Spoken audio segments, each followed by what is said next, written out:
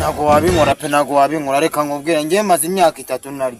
ubuse kuko mu gipangu cyanyu makoresha urabona nawe afite ikibazo cy'inzara ubwo wayakazi twabaho neza ibyo by'inzara byo ntago bindeba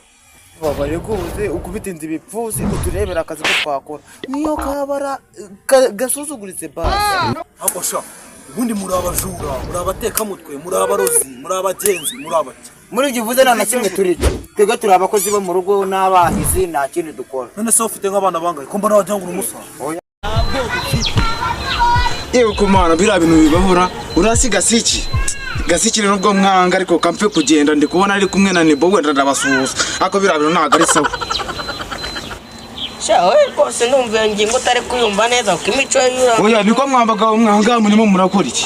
kaza kitira amategeko wowe ufite ikihe kibazo ase ubundi wowe uratekereza umuntu nkawe wifata ugajujura amateka muri ikaritsiye wowe ugira amateka ntabwo ufite icazwa ngo oya muri uyu mudugudu niwe ugira amateka nta wundi Pasite ko wakerewe ziba ku manyo wowe kumbaza ko nakererewe Mana yanjye isi irashaje aho ariko njye ntabwo ndi kubyiyumvisha kabisa yavugana ngo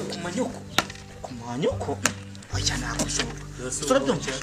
mureka amagambo mu nyumve none se pastor kuvyukanye umushiha byagenze gute wowe ushinzwe icyumbazi ibyo ngibyo haguruka utere indirimbo dutangira amateraniro yacu